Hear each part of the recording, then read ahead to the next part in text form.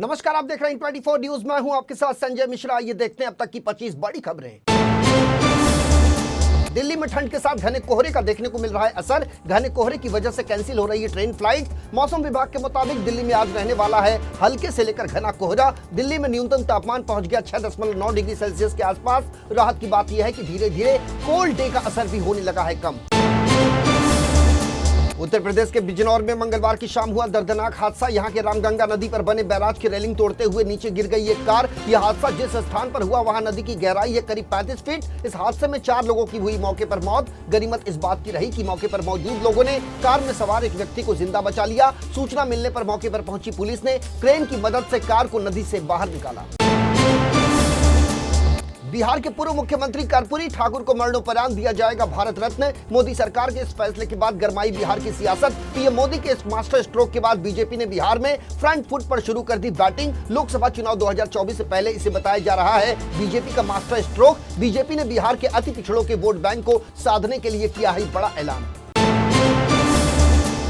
समाजवादी राजनीति के बड़े नेता रहे हैं कर्पूरी ठाकुर। आरजेडी सुप्रीमो लालू प्रसाद यादव और नीतीश कुमार ने कुछ हद तक ठाकुर के विरासत को आगे बढ़ाया, लेकिन बीजेपी के शासनकाल में कर्पूरी ठाकुर को भारत रत्न मिलना कई मायनों में है खास। राजनीतिक विश्लेषकों की यदि माने तो बिहार में ओबीसी और अति पिछड़ों के वोट बैंक में होने जा रहा है बड़ा बदलाव। कर्पूरी ठाकुर को भारत रत्न देने के ऐलान के बाद से बिहार की राजनीति में आ सकता है बड़ा बदलाव। लोकसभा चुनाव को लेकर विपक्षी इंडी गठबंधन में अब तक नहीं हो पाया सीटों का बंटवारा, लेकिन गठबंधन में शामिल दलों के बीच सीट बंटवारे को लेकर आरोप प्रत्यारोप का सिलसिला अभी भी जारी। पश्चिम बंगाल में सीटों के बंटवारे पर कांग्रेस और ममता बनर्जी की पार्टी टीएमसी आ गई आमने सामने। पश्चिम बंगाल की मुख्यमंत्री ममता बनर्जी ने पश्चिम बंगाल में सीट बंटवारे पर चर्चा में देरी के लिए की कांग्रेस पार्टी की आलोचना। दिल्ली गुरुग्राम एक्सप्रेस वे पर ट्रैफिक प्रबंधन में लापरवाही 3 अधिकारियों को पड़ा महंगा। गुरुग्राम पुलिस ने इस मामले में 3 दोषी पुलिस अधिकारियों को किया निलंबित। दरअसल दिल्ली गुरुग्राम एक्सप्रेस वे पर मंगलवार को दोपहर तक यात्रियों को करना पड़ा था भारी जाम का सामना। रिपब्लिक डे परेड और अन्य गतिविधियों की पूर्व सूचना के बावजूद दिल्ली गुरुग्राम के बीच पूरी तरह से चरमरा गई थी ट्रैफिक व्यवस्था। यूपी के प्रतापगढ़ सदर तहसील में आय जाति और निवास प्रमाण पत्र के 20,000 से अधिक आवेदन अभी भी पड़े हैं पेंडिंग। राजस्व कर्मियों की लापरवाही से छात्रवृत्ति के लिए आवेदन करने वाले छात्र छात्रा हैं इस समय बेहद परेशान। छात्रों की शिकायत पर एसडीएम ने लेखपालों को बुलाकर 24 घंटे के भीतर पेंडेंसी खत्म करने का दिया अल्टीमेटम। दरअसल वर्तमान में माध्यमिक से डिग्री कक्षाओं तक के छात्र छात्राओं से छात्रवृत्ति के लिए ऑनलाइन करवाया जा रहा है आवेदन।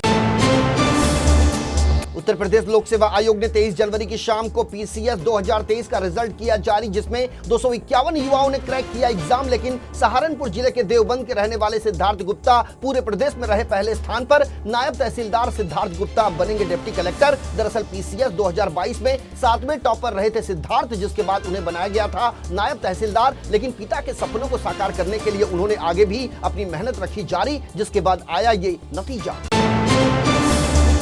23 जनवरी को दिवंगत बाला साहेब ठाकरे की 98वीं जयंती के अवसर पर उद्धव ठाकरे ने बीजेपी पर साधा निशाना। कहा, भगवान राम किसी नेता या किसी पार्टी की नहीं है निजी संपत्ति, बल्कि भाजपा ने की है भगवान राम के अपहरण की कोशिश। उद्धव ठाकरे ने कहा कि अब समय आ गया है कि भगवान राम को भाजपा के चंगुल से कराया जाए मुक्त। देश भर में श्री राम मंदिर की प्रतिष्ठा के बाद से छाया हुआ है उत्सव का माहौल। हर गली और हर कोना हो गया है राममय। वहीं भक्तों का 500 साल का इंतजार भी हुआ पूरा। इसी कड़ी में गुजरात के अहमदाबाद स्थित रानीप इलाके में श्री राम जी के मंदिर का पूर्ण हुआ पुनर्निर्माण कार्य, जिसके पुनः प्राण प्रतिष्ठा समारोह में केंद्रीय गृह मंत्री अमित शाह हुए शामिल। कहा, तकरीबन 500 साल पहले मुगल शासक बाबर ने जो गहरे जख्म दिए थे उसे हमने सिल दिया। राम जन्मभूमि बाबरी मस्जिद मामले में मुख्य पक्षकार रहे इकबाल अंसारी का मानना है कि भाजपा ने अयोध्या के मुद्दे को कर दिया है खत्म और सभी को आरएसएस प्रमुख मोहन भागवत की सारे कलह को विदाई देने की नसीहत पर करना चाहिए अमल। उन्होंने कहा कि कांग्रेस द्वारा गरमाए गए राम मंदिर मुद्दे को भारतीय जनता पार्टी ने कर दिया है पूरी तरह से शांत।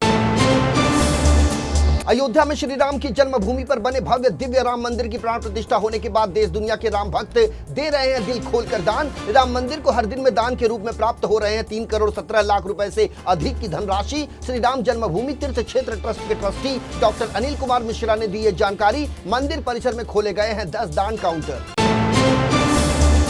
उद्धव ठाकरे ने भारतीय जनता पार्टी पर बोला करारा हमला, कहा भाजपा पूछती रहती है कि कांग्रेस ने 75 वर्षों में क्या किया, लेकिन अब उन्हें जवाब देना होगा कि मोदी ने 10 सालों में क्या किया। उन्होंने पीएम मोदी को दी सलाह, कहा वो सिर्फ जय श्री राम का नारा न लगाएं बल्कि भगवान राम के आदर्शों का करे पालन। महाराष्ट्र के नासिक तीर्थ स्थल से उद्धव ठाकरे ने की अपने पार्टी के 2024 चुनाव अभियान की शुरुआत। नॉर्थ ईस्ट के मणिपुर सूबे में तैनात असम राइफल्स के एक जवान ने इंडो म्यांमार बॉर्डर के पास अपने 6 सहयोगियों पर गोली मारने के बाद खुद को मारी गोली। बुधवार की सुबह इस घटना के बाद असम राइफल्स की ओर से साफ कर दिया गया है कि इस मामले का मणिपुर हिंसा से नहीं है कोई लेना देना। दरअसल दक्षिण मणिपुर में स्थित असम राइफल्स बटालियन के अंदर हुई यह घटना। फायरिंग के लिए इस्तेमाल हुए राइफल को पुलिस ने किया जब्त, मामले की जांच जारी।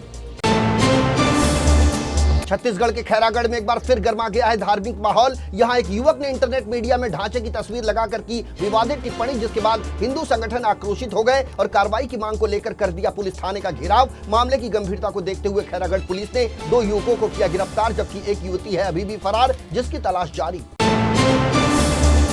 बिहार कैडर के 95 आईपीएस अधिकारियों ने अभी तक नहीं सार्वजनिक किया है साल 2023 की अपनी वार्षिक अचल संपत्ति का ब्यौरा। इस बाबत गृह विभाग ने डीजीपी को पत्र लिखकर एक बार फिर कराया रिमाइंडर। इसके साथ ही आईपीएस अधिकारियों की सूची भी है संलग्न। गृह विभाग ने इसके पहले 18 दिसंबर और 9 जनवरी को पत्र लिखकर अचल संपत्ति की विवरणी ऑनलाइन समर्पित करने का दिया था निर्देश।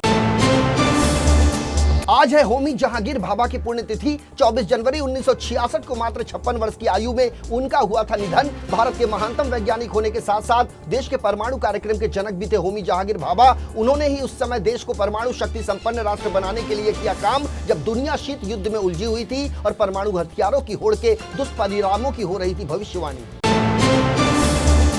कभी देश के सबसे मूल्यवान स्टार्टअप कहे जाने वाले बायजू के इन दिनों गर्दिश में है सितारे। बड़ी तेजी से बढ़ रहा है एडटेक कंपनी का घाटा। वित्त वर्ष 2022 में बायजू को हुआ 8,245 करोड़ रुपए का घाटा। ब्लूमबर्ग की रिपोर्ट के अनुसार टेलीकॉम ऑपरेटर वोडाफोन आइडिया ने वित्त वर्ष 2022 में दर्ज किया था 28,245 करोड़ रुपए का सबसे अधिक घाटा। इसके बाद नंबर आया टाटा मोटर्स का। देश की दूसरी सबसे बड़ी कार निर्माता कंपनी का शुद्ध घाटा उस दौरान रहा था 11,441 करोड़ रुपए।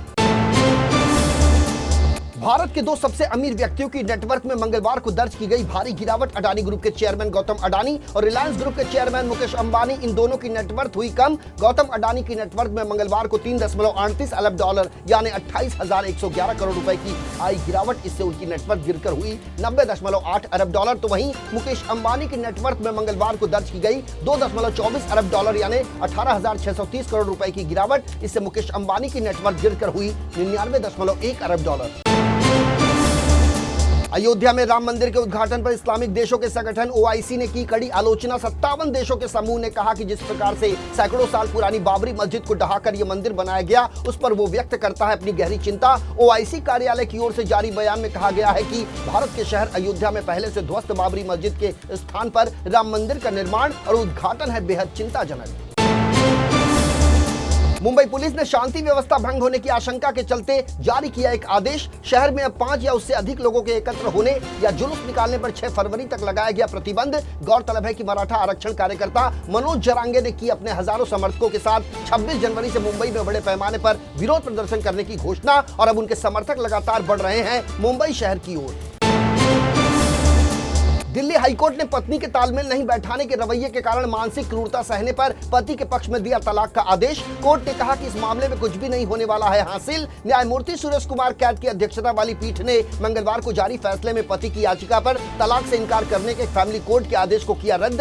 पति की अपील को स्वीकार करते हुए कोर्ट ने कहा कि जीवन साथी के शारीरिक और मानसिक स्वास्थ्य को प्रभावित करने वाला अनुचित और निंदनीय आचरण हो सकती है मानसिक क्रूरता।